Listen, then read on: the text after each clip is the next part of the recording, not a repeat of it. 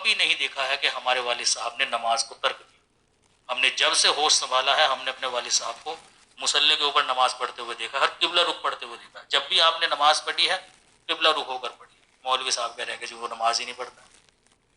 یہاں تک کہ میری والدہ باوجود اس کے کہ مخالف تھی میرے والد کے بہت, لیکن یہ بات جب میری والدہ کے سامنے بھی پیش کی گئی نا, اس بات کو میری والدہ نے بھی نکارا کہ نہیں یہ بات تم غلط کہہ رہے ہو, کہ اس کا قرآن الگ ہے اس کی نماز الگ ہے. اتنا عرصہ ہو گیا ہے شادی کو, میں نے آج تک اس بندے کو کبھی نماز چھوڑتے ہوئے نہیں دیکھا ہے, اور کبھی نہیں دیکھا ہے کہ وہ اس قرآن کے علاوہ کوئی دوسری کتاب لے کر آیا ہو اور اسے کہتا ہو کہ یہ قرآن ہے.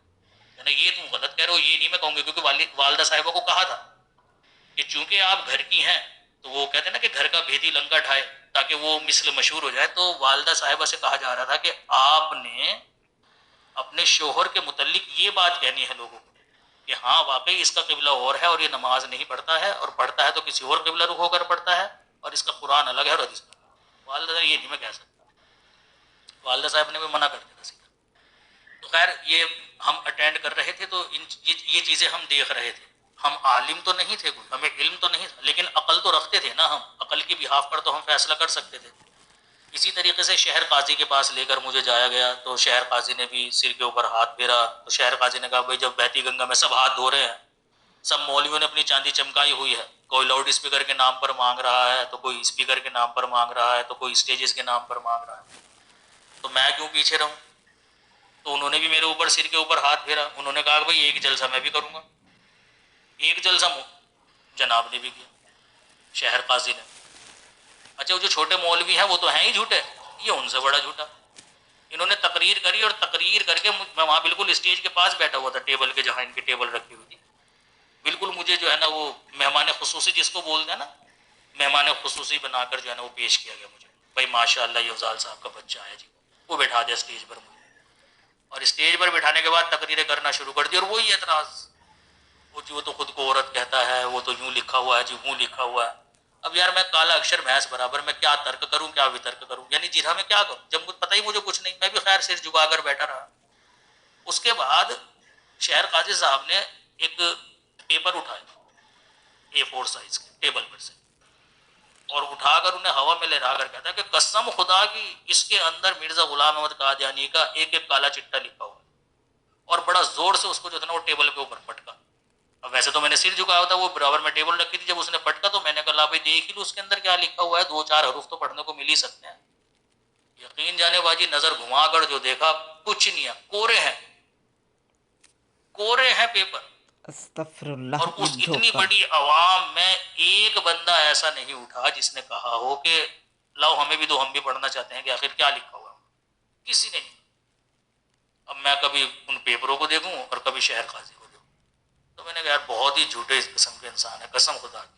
لیکن ہم اس وقت یہی چاہتے تھے کہ یہ معاملہ جو ہے نا وہ ختم ہو جائے, اور یہ جو پورے شہر کے اندر افراتفری مچی ہوئی ہے یہ ختم ہو. کیونکہ ہم جس گلی محلے سے گزرتے تھے وہ لوگ یہی کہنا شروع کر دیا کرتے تھے یہ اس کے باپ نے کیا ہے جو قادیانیت کو ایکسیپٹ کیا ہے, اس کا باپ ہے جو قادیانی بن گیا.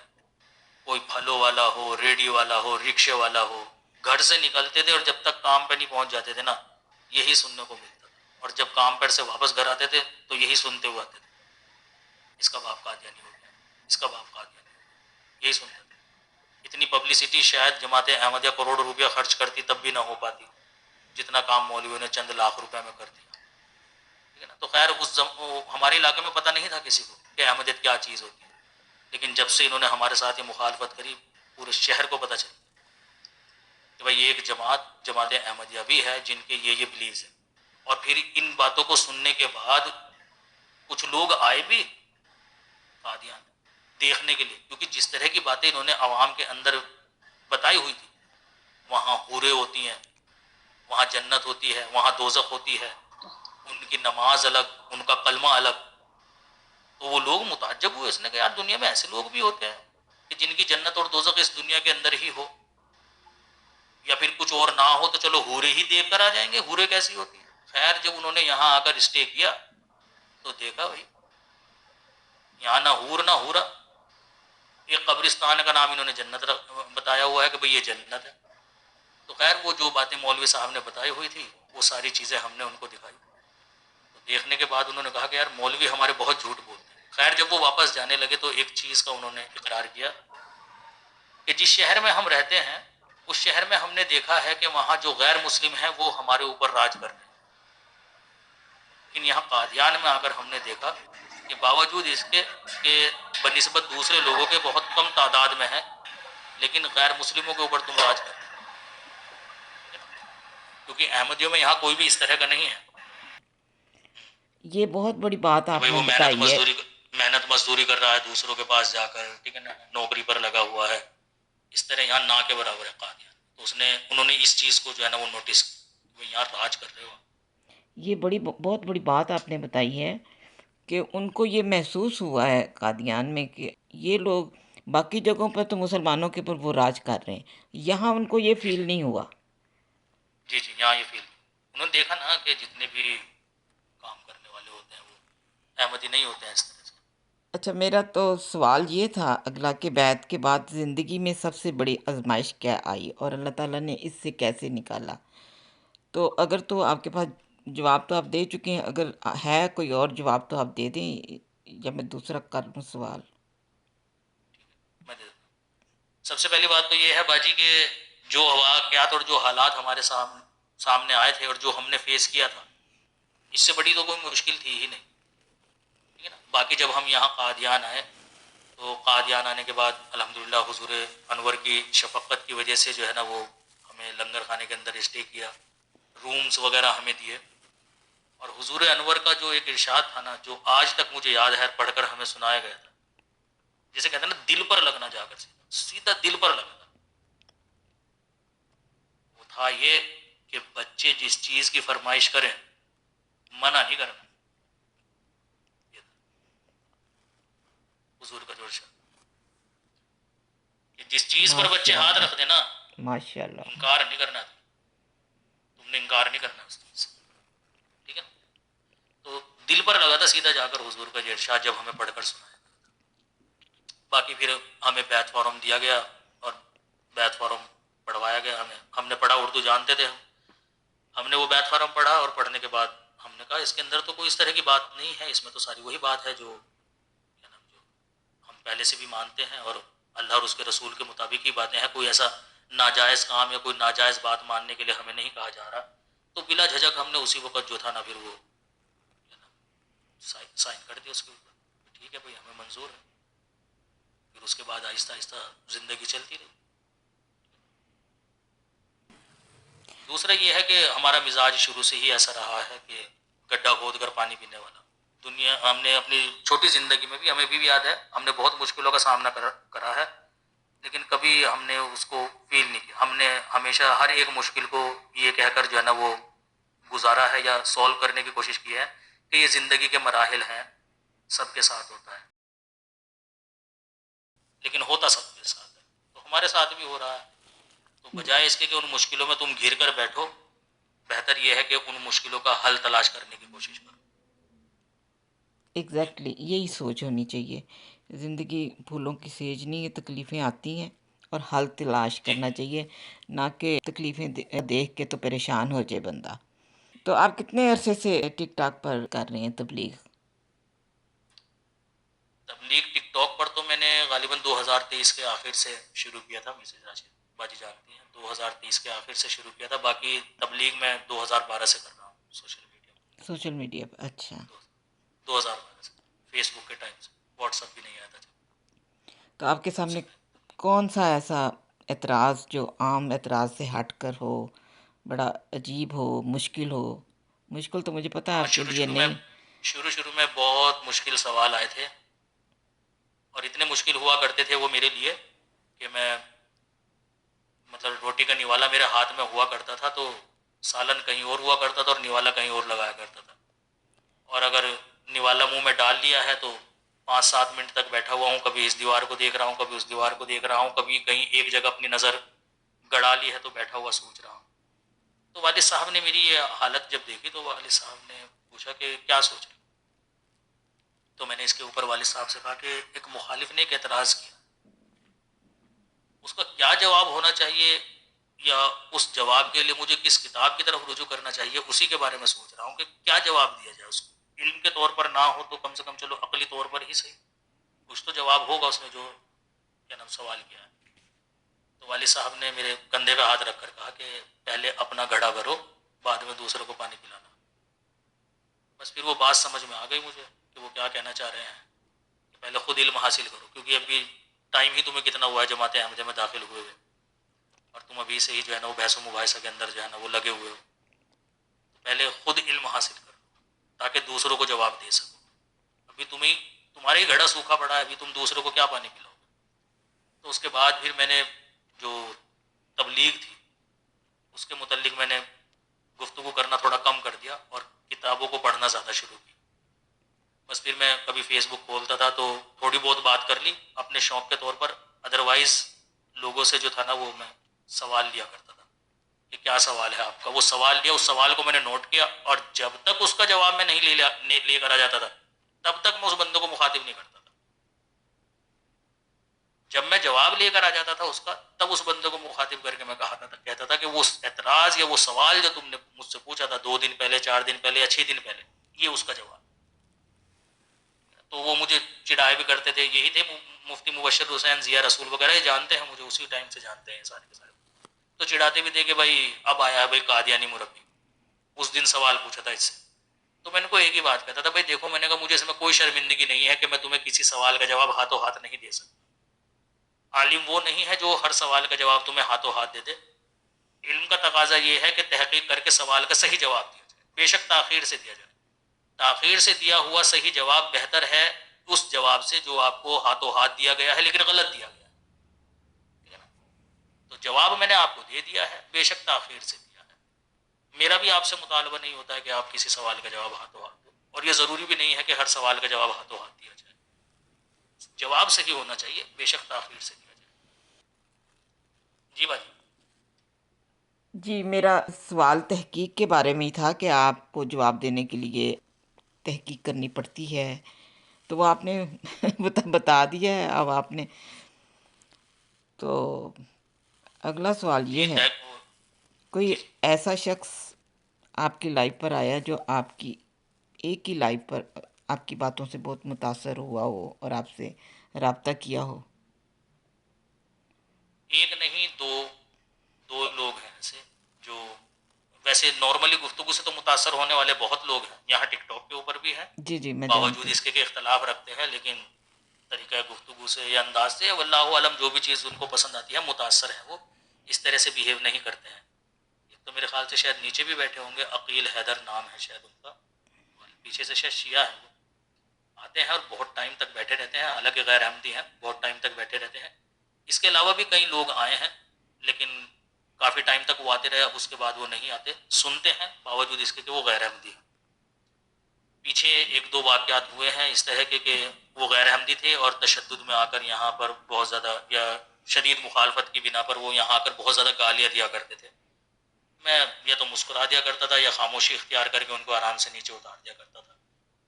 تو خیر ایک تو اتنا متاثر ہے، پتہ نہیں شاید نیچے بیٹھے ہیں کہ نہیں بیٹھے ہیں۔ وہ آئے تھے یہاں براڈ پر اور اس نے آ کر جو تھا نا معافی بھی مانگی اور رویا بھی وہ، اور آتے رہتے ہیں نیچے۔ وہ بھی میرے خیال سے پٹھان ہے، وہ شیعہ ہے، پیچھے سے آتا ہے وہ اور اچھے طریقے سے گفتگو سنتا ہے، نہ کوئی سوال نہ کوئی اعتراض، کچھ نہیں۔ اس کے علاوہ ایک بندہ اور تھا، اس نے بھی الحمدللہ جو ہے وہ کہا تھا کہ میں احمدیت کو جو ہے نا وہ قبول کرنا چاہتا ہوں، اور آپ کو جو میں نے گالیاں وغیرہ دی ہیں اور آپ نے پلٹ کر مجھے کوئی ریسپانس نہیں دیا، یہ بات مجھے آپ کی بہت اچھی لگی، علاوہ اس کے جو ہم نے علمی گفتگو کی ہے یا علمی تحقیق کر کے ہمارے سامنے آیا ہے۔ تو ساتھ ہی اس نے ایک جو وجہ بتائی ہے وہ یہ بھی بتایا ہے کہ آپ جو پلٹ کر جواب نہیں دیتے گالی کا، ٹھیک ہے نا، یا پھر بدتمیزی نہیں کرتے ہیں، بدسلوکی نہیں کرتے ہیں، اس کا کافی اثر ہوا ہے۔ اس کے علاوہ بھی بہت سارے لوگ ہیں، لیکن 2 لوگ ایسے ہیں جن کے اوپر دلیل کا سٹیک اثر ہوا ہے، اور وہ میری لائف کا سب سے چھوٹے مناظرے ہیں۔ وہ ایک 2 منٹ کا ہے اور میرے خیال سے ایک 30 سیکنڈ کا ہے، بس یہ میری لائف کے سب سے چھوٹے مناظرے ہیں، اور ماشاء وہ اللہ۔ کہہ کر گئے ہیں اس چیز کو کہ آپ جو بات کہہ رہے ہیں وہ بالکل صحیح ہیں، اور وہ دونوں لڑکے سعودی عرب میں ہیں، بیسک ادھر سے ہی ہے ان کا، ہندوستان یا پاکستان سے ہی، لیکن وہ سعودی عرب میں رہتے ہیں، صاحب علم لوگ ہیں، بہار کا ایک لڑکا تھا، جب ہم واٹس ایپ کے اوپر ہوا کرتے تھے، اس نے میرا کانٹیکٹ کرایا تھا ان سے کہ ہمارے عالم ہیں، تم ان سے جو ہے نا وہ گفتگو کرو. تو میں نے کہا تھا ٹھیک ہے لے کر آؤ. تو وہ لے کر آیا، تو اجرائے نبوت کے تعلق سے میں نے آیت یہی یا بنی آدم اما یاتی انکم رسول منکم یہ پیش کری اور اس کے اوپر اپنا استدلال پیش کیا. اس کے بعد اس نے ایک سوال میرے سے پوچھا تھا کہ کیا پھر ہندوؤں میں بھی اور عیسائیوں میں بھی نبی آ سکتے ہیں، ان میں سے بھی کوئی نبی بن سکتا ہے؟ تو اس کا جواب میں نے اس کو دے دیا تھا کہ اس میں رسول کے آنے کا ذکر ہے جس کا کام اصلاح کا ہوتا ہے اور لوگوں سے شرک کو روکنا ہوتا ہے. جن قوموں کے اور جن لوگوں کے نام تم مجھے بتا رہے ہو وہ تو پہلے ہی شرک کے اندر ڈوبے ہوئے ہیں، وہ لوگوں کی کیا اصلاح کریں گے؟ ان کی تو خود اصلاح ہونے والی ہے. تو اس نے کہا کہ ہاں تم صحیح کہہ رہے ہو. بس یہ کہہ کر وہ گروپ لیفٹ کر کے چلا گیا، پھر نہیں آیا لوٹ کر. اس کے بعد وہ اپنے ایک اور عالم کو لے کر آیا، اس کے سامنے بھی میں نے یہی آیت پیش کری. بس یہ آیت پیش کر کے میں نے استدلال کیا کہ اس میں ابنائے آدم کو کہا جا رہا ہے کہ جب تمہارے پاس تم میں سے رسول آ جائیں تو تم تقوی اختیار کرنا اور اپنی اصلاح کرنا. تو آپ بھی بنی آدم، میں بھی بنی آدم، یہ خطاب آپ کے لیے بھی میرے لیے بھی. تو یہ آڈیو میں نے کری تو 30 سیکنڈ ہوئے تو اس کا جواب درس ہے کہ تم صحیح کہہ رہے ہو. وہ بھی گروپ لیفٹ کر کے چلا گیا. میری زندگی کے یہ دو مناظرے سب سے چھوٹے، جو ایک 2 منٹ میں ہوا تھا اور ایک 30 سیکنڈ میں، دونوں مکمل، کسی قسم کی کوئی جیرا وغیرہ نہیں. کوئی گنجائش نہیں رہی ان کے دل پہ جا کے لگے جواب آپ کے. اچھا. ہوتے ہیں بہت سے لوگ کہ وہ سمجھ جاتے ہیں اس چیز کو، اس نے کہا جی. بحث کرنے سے کوئی فائدہ نہیں ہے. ہوتے ہیں کچھ لوگ ایسے ہوتے ہیں کہ ان کو سمجھ میں بھی آ جاتا ہے لیکن انا کا مسئلہ بنا لیتے ہیں. لوگ کیا کہیں گے، میری شکست ہو گئی نا، تو وہ بال کی کھال نکالتے ہیں، کریدتے ہیں اس چیز کو. ٹھیک ہے نا، سٹ پٹاتا ہے نا، جیسے ایک ایسا انسان جس کو تیرنا نہیں آتا اس کو آپ پانی میں ڈال دو کیسے سٹ پٹاتا ہے. بس وہ ایسے پھچ پچ پچ پچ پچ کرتے رہتے ہیں پانی پر، لوگوں کو یہ دکھانے کے لیے کہ دیکھو ہم تیر رہے ہیں، لیکن دراصل میں وہ تیر نہیں رہے ہوتے ہیں، وہ سٹ پٹا رہے ہوتے ہیں. ایکسیپٹ کرنا نا دل سے، چاہے وہ ٹھیک سمجھتے ہیں، لیکن زبانی اس چیز کو ایکسیپٹ کرنا کہ جماعت احمدیہ سچی ہے وہ بہت مشکل مرحلہ ہوتا ہے. ان کو پیچھے خاندان، فیملی، سارا کچھ یہ چیزیں انوالو ہوتی ہیں. کیونکہ میری بھی بات ہوتی رہتی ہے کہ بہت سارے لوگ ہیں جو کہتے ہیں کہ ہم دل سے احمدی ہیں، اور میری پوسٹ وغیرہ پہ بھی دوسری جگہوں پہ بھی بہت جاتے ہیں اور وہ کسی کے پر ظاہر نہیں کرتے سوائے اس کے کہ پرائیویٹ میں بتا دیں کہ ہم احمدی نہیں ہیں.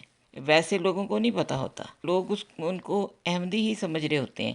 صرف ہمارے جیسے جو لوگ ہوتے ہیں جو شیئر کرتے ہیں اب چیزیں، ان کو ہی وہ بتاتے ہیں، ارد گرد کسی کو نہیں بتاتے. تو غیر احمدی ان کو احمدی ہی سمجھ رہے ہوتے ہیں. اچھا، تبلیغ میں آپ کے خیال میں علم زیادہ ضروری ہے یا اخلاق، اور کیوں؟ اخلاق ضروری ہے، کیونکہ صرف اگر علم ہو اور اخلاق نہ ہو، آپ جیسی مرضی سامنے والے کو دلیل دو اس کا کوئی اثر نہیں. لیکن اگر آپ کے پاس علم کم ہے اور اخلاق آپ کا بہتر ہے تو میں سمجھتا ہوں کہ کسی چیز کا اثر اس کے اوپر ہو یا نہ ہو، آپ کے اخلاق کا اثر ضرور ہوگا اس کے اوپر. ان دونوں سے زیادہ ضروری جو چیز ہے وہ ہے انسان کی عقل. اس کو وہ استعمال میں لے کر آنا چاہیے، کیونکہ ان دونوں چیزوں کو سمجھنے کے لیے اس کی بہت ضرورت ہے. اور ہم دیکھتے ہیں کہ ہماری قوم کے پاس اس چیز کی بہت کمی ہے، عقل سے کام نہیں لیتے ہیں. جی. بات کو سمجھنے کے لیے عقل کی ضرورت ہوتی ہے، وہ چاہے آپ اخلاق کے دائرے میں رکھ کر کرو چاہے اخلاق سے باہر رہ کر کرو، لیکن سمجھنے کے لیے اسے جس چیز کی ضرورت ہوتی ہے نا وہ عقل ہوتی ہے. اگر ایک انسان عالم ہے لیکن بے عقل ہے، اسے جیسے مرضی آپ سمجھاتے رہو اس کو نہیں سمجھ میں. لیکن ایک انسان جس کے پاس علم نہیں ہے لیکن عقل رکھتا ہے، آپ اسے کوئی بات سمجھاؤ گے اس کو سمجھ میں آتی ہے. صحابہ میں ہمیں اس کا نمونہ ملتا ہے. محمد صلی اللہ علیہ وسلم کے اوپر جو لوگ ایمان لے کر آئے، انہوں نے آکسفورڈ یونیورسٹی سے کوئی کورس نہیں کیے ہوئے تھے یا کوئی پروفیسر نہیں لگ رہے تھے. وہ بھی انگوٹھا چھاپی تھے، امی تھے، وہ پڑھنا لکھنا نہیں جانتے تھے لیکن عقل رکھتے تھے. آج صحیح اور غلط کی پہچان ہو جائے، کیونکہ ان لوگوں نے اپنی ساری زندگی جو گزاری ہے صحیح اور غلط کو پہچاننے کے لیے، اس میں جس چیز کو وہ برسروکار لے کر آئے ہیں وہ کیا تھا؟ عقل تھی. اسی کے بحاف پر انہوں نے فیصلہ کیا اور محمد صلی اللہ علیہ وسلم پر وہ ایمان لے کر آ گئے. اچھا، میرے اس اسٹیٹمنٹ کا یہ مطلب نہیں ہے کہ علم نہیں ہونا چاہیے انسان کو، لیکن عقل اگر ہو اور علم نہ ہو انسان کے پاس کام چل سکتا ہے، وہ عقل کی بنا پر فیصلے لے سکتا ہے. کیونکہ اللہ تعالیٰ نے یہ سب میں مشترک رکھی ہے. ہر انسان عالم نہیں ہوتا ہے لیکن اللہ تعالیٰ ہر انسان کو عقل ضرور دیتا ہے، سوائے شاذ و نادر کے کہ وہ جو ہے نا وہ ان کو خدا تعالیٰ نے عقل نہ دی ہو، بچپن سے ہی دماغی توازن ان کا صحیح نہ ہو. جی. اچھا، اگر کوئی شخص صرف سچ جاننا چاہتا ہو تو آپ اسے تحقیق کا آغاز کہاں سے کرنے کا مشورہ دیں گے؟ انسان کی صلاحیت کے اوپر ڈیپینڈ کرتا ہے وہ کس لیول کا بندہ ہے. جس طرح سے ڈاکٹر ہوتا ہے نا، ڈاکٹر جب میڈیسن دیتا ہے تو وہ پیشنٹ کی حالت کو اور اس کی عمر کو دیکھ کر دیتا ہے کہ یہ کس عمر کا بندہ ہے، ٹھیک ہے نا، اور اس کی حالت کیسی ہے، اس کے حساب سے وہ اس کو میڈیسن ریکمینڈ کرتا ہے. ہمارے سامنے بھی یہاں ہمارے پاس بھی جس طرح کے لوگ آتے ہیں، اور جب وہ آ کر ہم سے یا ہم ان کو بتائیں کہ بھائی آپ نے جو اپنی تحقیق کا جو مرحلہ ہے وہ کہاں سے شروع کرنا ہے، تو ہم ان کی حالت کو دیکھتے ہیں کہ ان کی حالت کیسی ہے. اگر وہ اس طرح کے لوگ ہیں کہ جو قرآن اور حدیث جانتے ہیں، قرآن اور حدیث انہوں نے پڑھی ہوئی ہے اور تھوڑا بہت وہ علم رکھتے ہیں، تو ہم ان کو یہی بات کہتے ہیں کہ جو دلائل ہم نے آپ کے سامنے پیش کیے ہیں، اگر آپ نے ان کو سمجھنا ہے تو قطع نظر اس کے کہ آپ کے مولوی کیا کہتے ہیں، اس کو ایک دفعہ سائڈ میں رکھیں، وہ تو آپ کے مولویوں نے بتایا ہے، ہم جو آپ کو بتا رہے ہیں اس پر نظر کرو آپ، کہ وہ دلائل جو ہم نے آپ کے سامنے رکھے ہیں ان کے اوپر غور و فکر کرو. اور یہ بکس ہیں ان کو نام بتا دیتے ہیں ہم ان کو، بھئی یہ کتابیں ہیں، آپ جا کر تحقیق کر سکتے ہو کہ کیا آپ کے علماء نے یہ باتیں یا آپ کے اکابرین نے یا مفسرین نے یا شارحین نے یہ باتیں کیا حدیث کی شرح میں یا تفسیر میں کی ہوئی ہے کہ نہیں کی. اگر جماعت احمدیہ سے متعلقہ باتیں کرتے ہیں کہ بھئی جماعت احمدیہ کے عقائد وغیرہ کے متعلق ہم نے سمجھنا ہے، تو اس کے لیے میں ان کو سب سے پہلے جو ہے وہ ازالہ اوہام وغیرہ، اگر وہ صاحب علم انسان ہے تو ازالہ اوہام اور مسیح ہندوستان یہ پڑھنے کی تلقین کرتا ہوں کہ آپ ان کو پڑھیں تاکہ پتہ چلے کہ حضرت مسیح موعود علیہ الصلوۃ والسلام نے جو دعویٰ کیا ہے کہ حضرت عیسیٰ علیہ الصلوۃ والسلام فوت ہو گئے وہ سچ ہے. کیونکہ حضرت مسیح موعود علیہ الصلوۃ والسلام نے یہ جو کتابیں لکھی ہے، ازالہ اوہام، فتح اسلام، توضیح مرام اور ازالہ اوہام، یہ تینوں کتابیں اسی چیز کو ثابت کرنے کے لیے لکھی ہیں. ایسے ہی مسیح ہندوستان. آپ مختصر الفاظ میں اگر 2 منٹ آپ کو ملیں کہ دنیا کو بتائیں کہ آپ احمدی کیوں ہیں، تو کیا کہیں گے آپ؟ میں وہی کہوں گا جس بنا پر میں نے حضرت مسیح موعود علیہ الصلوۃ والسلام کو مانا ہے. کہ احمدی بننے کے بعد میں نے قرآن کریم کی طرف جب توجہ کی تو 3 چیزیں مجھے ایسی ملی ہیں جو ہر ایک نبی کے اندر مشترک ہے. وہی چیزیں میں نے مرزا غلام احمد قادیانی علیہ الصلوۃ والسلام کے اندر دیکھی ہیں، اور وہی چیزیں میں نے محمد صلی اللہ علیہ وسلم کے اندر دیکھی ہیں، اور وہی چیزیں ہم نے دیگر انبیاء کے اندر دیکھی ہیں. یہ 3 باتیں ایسی ہیں کہ ان 3 باتوں سے کوئی بھی نبی خارج نہیں. یہ 3 باتیں ہم نے مرزا غلام احمد قادیانی علیہ السلام کے اندر بھی دیکھی، اسی وجہ سے ہم نے ان کو تسلیم کیا. وہ کو 3 باتیں یہ ہیں کہ مدعی کے دعوے سے قبل کی زندگی تقوی اور طہارت پر مبنی ہوتی ہے. جس معاشرے میں وہ رہتا ہے وہ معاشرہ اس بات کی گواہی دیتا ہے. دوسری یہ کہ جب ان کا مخالف ان کے مقابل پر آتا ہے تو ان کا مخالف ہمیشہ پست رہتا ہے، شکست کھاتا ہے. جیسے کہ اللہ تعالیٰ نے قرآن کریم کے اندر بیان فرمایا کتب اللہ لاغلبن انا ورسولی، کہ اللہ نے یہ فیصلہ کر دیا ہے کہ وہ اور اس کے رسول غالب آئیں. تو مخالف جب بھی نبی کے کام کو، نبی کے کیا نام جو ہے نا وہ منشا کو نست و نابود کرنے کے لیے مقابل پر آئے گا، ہمیشہ ناکام رہے گا، اور غلبہ جو ہے وہ اس نبی کو ہوگا، اور جو کام کرنے کے لیے وہ آیا ہے وہ کام کر کے وہ دنیا سے جائے گا. مغلوب نہیں ہو سکتا ہے.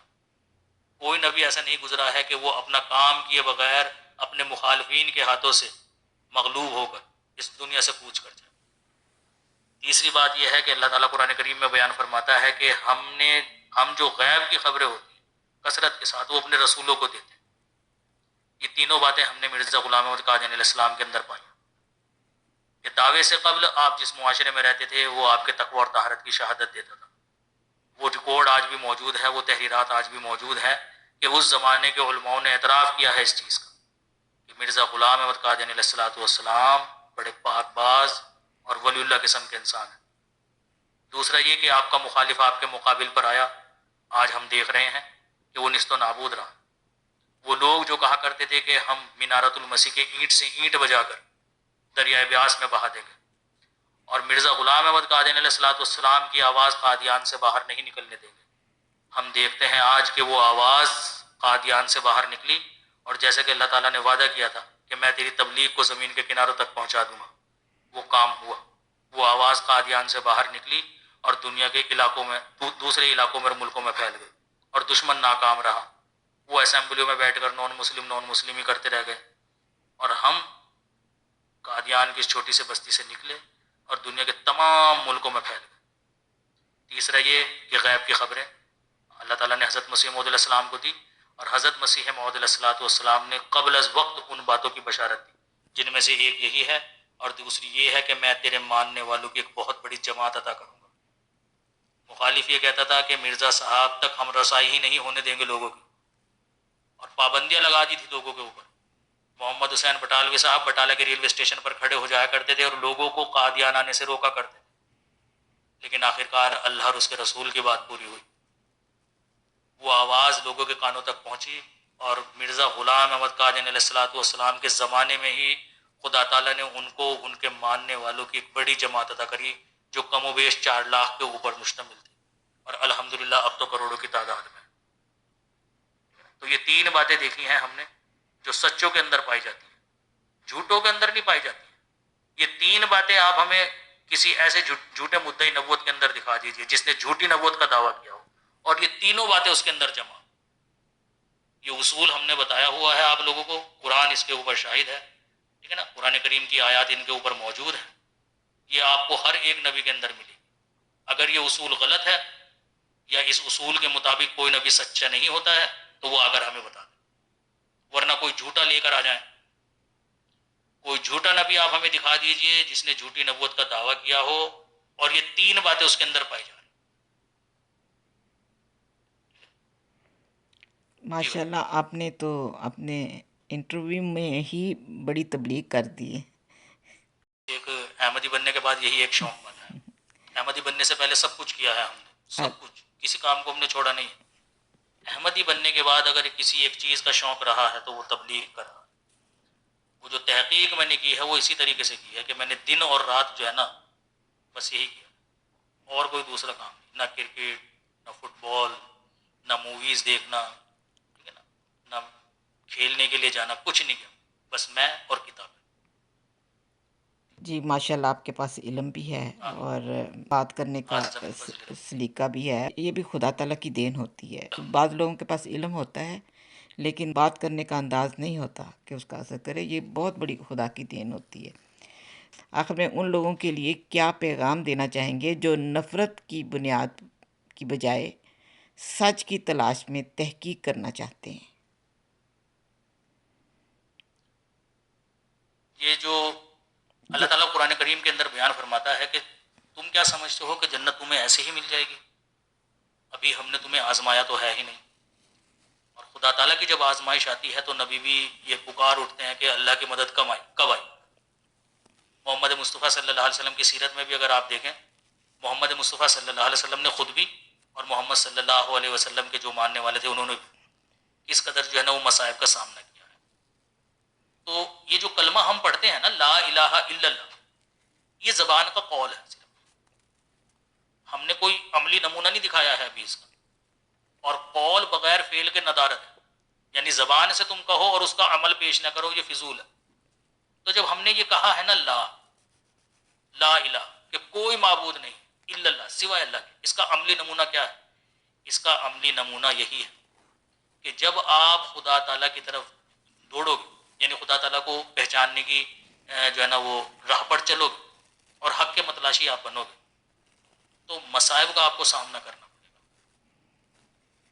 بغیر مصائب کے ممکن نہیں ہے کہ آپ کو منزل مل جائے، کیونکہ خدا تعالیٰ نے خود یہ بات کی کہ مومن کے ساتھ آزمائش لگی ہوئی، جب تک وہ تمہیں آزما نہیں لے گا، جب تک تمہارے اس قول کا اقرار جو تم نے کیا ہے فعلی نمونہ نہیں دیکھ لے گا اور تمہیں اس مقام پر لا کر نہیں کھڑا کر دے گا کہ جہاں نیچے صرف تم ہوں گے اور اوپر اللہ کی ذات ہوگی۔ اس دنیا میں نہ تمہیں اپنی ماں سے توقع ہوگی، نہ تمہیں اپنے باپ سے توقع ہوگی، نہ کسی رشتہ دار سے، نہ کسی دوست سے، تب تک وہ اپنی آزمائش بند نہیں کرے گا۔ صحابہ کرام کے ساتھ یہی ہوا، وہ تنہا تھے نیچے، اوپر اللہ کی ذات تھی، دنیا میں سب نے ساتھ چھوڑ دیا تھا ان کا۔ ایسا ہی موقع آپ لوگوں کے پاس بھی ہے، تو تحقیق کا جو کام آپ لوگ کرنے کے لیے نکلے ہو اس میں گھبرانا نہیں ہے، اس میں گھبرانا نہیں ہے۔ مشکلیں آئیں گی لیکن ان مشکلوں کے بعد ہی پھر کامیابی، پھر خدا تعالیٰ کے وہ وعدے تم پورے ہوتے ہوئے دیکھو جو اس نے قرآن کریم میں کیے، فلا خوف علیہم ولا هم یحزنون۔ اگر تم خدا تعالیٰ کی آزمائش میں پاس ہو گئے تو پھر نہ تمہیں کوئی خوف ہوگا اور نہ تم غمگین ہو. یہی وہ لوگ تھے جن کے متعلق اللہ تعالیٰ نے کہا تھا کہ اللہ ان سے راضی ہو گیا اور وہ اللہ سے راضی ہو. یہ نفس تمہارا، اسے قتل کرنا پڑے گا. قرآن کریم میں اللہ تعالیٰ بیان فرماتا ہے نا کہ اپنے نفوس کو قتل کرو. تو یہ کون سا نفس ہے اللہ تعالیٰ جن کو قتل کرنے کے لیے کہہ رہا ہے؟ یہ وہی نفس ہے جو تمہیں برائی کی طرف دعوت دیتا ہے، جو تمہیں برائی کی طرف ابھارتا ہے، جو تمہیں حق کو قبول کرنے سے روکتا ہے. اس نفس کو تم نے قتل کرنا ہے. تو جو لوگ حق کے متلاشی ہیں اس پرفتن اور شر انگیز زمانے میں، اگر وہ حق کی تلاش کر رہے ہیں تو مایوس نہ ہو. بہت مشکلیں آئیں گی، قدم پیچھے نہیں اٹھانا ہے، آگے کی طرف بڑھنا ہے، کیونکہ منزل تمہاری آگے کی طرف ہے نہ کہ پیچھے کی طرف. جی بھائی. جی شکریہ بہت بہت، آپ نے اپنا قیمتی ٹائم دیا، جزاک اللہ. اس کے علاوہ اگر آپ ہاں کچھ کہنا چاہیں تو بے شک کہیں، یا نیچے کچھ لوگوں نے اگر سوال کیے ہوئے ہیں تو آپ ان کے بھی جواب دے سکتے ہیں. مجھے تو، میں نے تو دیکھا نہیں ہے. جب آپ بندہ، مخالف بھی کر لیں سوال، ورنہ لوگ تو یہ کہیں گے اس نے کہ بھائی یہ تو چونکہ احمدی تھے، اپنے اپنے سوال کیے، ٹف سوال تو کیے ہی نہیں. اچھا اب ہمارا نظموں کا ایک چھوٹا سا پروگرام ہوگا، تو جو نظم خواں ہیں یا نعت خواں ہیں یا خوانیاں ہیں وہ بیٹھیں اور نظم وغیرہ اگر پڑھنا چاہیں تو پڑھ سکتے ہیں. السلام علیکم ورحمۃ اللہ وبرکاتہ. سیفی بھائی. وعلیکم السلام ورحمۃ اللہ وبرکاتہ. اور سیفی بھائی میرا ایک سوال تھا کہ آپ نے جب احمدیت قبول کی تو آپ کے کوئی رشتہ دار، قریبی رشتہ دار متاثر ہوئے، انہوں نے احمدیت قبول کی کہ نہیں آپ کی وجہ سے؟ نہیں، احمدیت تو قبول نہیں کی، کیونکہ جیسے کہ میں نے آپ کو بتایا ہے نا کہ حق کے راستے پر جب آپ قدم مارو گے تو بہت کچھ آپ کو قربان کرنا پڑے گا. تو ہمارے جو رشتہ دار ہیں ان سے دراصل میں رشتہ داری نہیں چھوٹ رہی ہے، لیکن جہاں تک صحیح اور غلط کی بات ہے اس میں وہ ساتھ ہے ہمارے کہ ہاں آپ کے جو والد ہیں نا وہ بالکل انہوں نے جو ڈیسیزن لیا ہے وہ صحیح لیا ہے. اور پھر بعد میں جب ہم احمدی ہو گئے تو ان سے ملاقات کرنے کے لیے ہم ان کے گھر گئے تھے، تو انہوں نے ہمارے اندر بہت زیادہ چینجنگ دیکھی، کیونکہ انہوں نے ہمارا بچپن اور ہماری جو 15 16 17 18 سال کی عمر تھی وہ سب کچھ دیکھی ہوئی تھی انہوں نے. اور وہ انہوں نے دیکھا ہوا تھا کہ یہ بڑے بدتمیز قسم کے بچے ہیں، گالم گلوچ کرنا، لڑنا، غصے میں آ جانا بہت زیادہ جلدی، یہ سب انہوں نے دیکھا ہوا تھا. غنڈہ گردی کرنا، یہی ان کا کام تھا. لیکن جب ہم، اور کمال کی بات ہے، ہم جب کسی رشتہ دار کے گھر جا کرتے تھے ہم نے سلام ولام کیا کرتے تھے. انسلٹ جس کو بولتے ہیں نا، انسلٹ سے سمجھا کرتے تھے، اپنی شرم سی آیا کرتی تھی کہ جیسے بے عزتی ہو جائے گی اگر سلام کرتے ہیں تو. لیکن جب ہم احمدی بننے کے بعد ان کے گھر جب انٹر ہوئے، ادب کے ساتھ ان سے پیش آنا، چاچی کو چاچی سمجھنا، چاچا کو چاچا سمجھنا، پھوپا کو پھوپا سمجھنا، پھوپھی کو پھوپھی سمجھنا، اور بڑا تمیز اور تہذیب کے دائرے میں رہ کر بات کریں. اچھا مزاج کچھ ایسا ہو چکا تھا، کیونکہ دنیا کی جو باتیں تھیں ان سے تو رغبت ہٹ چکی تھی، تبلیغی مزاج ہو گیا تھا. کوشش یہی کرتے تھے کہ جس سے گفتگو ہو تو وہ تبلیغی ہی ہو، تو وہاں پہ بیٹھ کر ان کو قرآن اور حدیث کی باتیں بتانا. اب ان کو بڑا تعجب ہوا کرتا تھا کہ بھائی 4 5 سال میں ہی قادیانیوں نے بدل کر رکھ دیا ہے ان کو بالکل.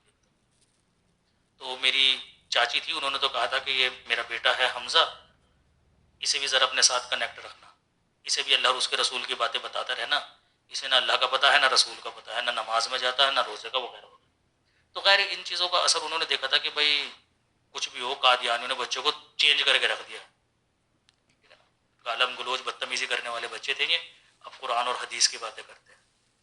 لیکن جو چیز ان کو روکتی تھی، ہماری پھوپھا خود کہا کرتی تھی، بلکہ ہمارے پھوپھا نے بھی کہا تھا، وفات ہو گئی ان کی، ہمارے پھوپھا نے بھی کہا تھا کہ میں جو رکا ہوا ہوں نا وہ صرف تمہاری پھوپھوں کی وجہ سے رکا ہوں، اور تمہاری پھوپھو جو رکی ہوئی ہے وہ اپنے رشتہ داروں کی وجہ سے رکی ہوئی ہے. جس دن تمہاری پھوپھو نے کہہ دیا کہ ہاں میں چلنے کے لیے تیار ہوں، میں نے اسی دن سب کچھ چھوڑ چھاڑ کر قادیان شفٹ ہو جانا ہے. وہ اتنا متاثر تھے میرے باپ سے. وہ میرے والد صاحب کے بارے میں ایک بات کہا کرتے تھے کہ ہم نے تیرے والد کو کبھی دنیاوی فیصلے لیتے ہوئے بھی غلط نہیں دیکھا، کہ وہ دنیاوی طور پر بھی کوئی غلط فیصلہ لے رہا ہے.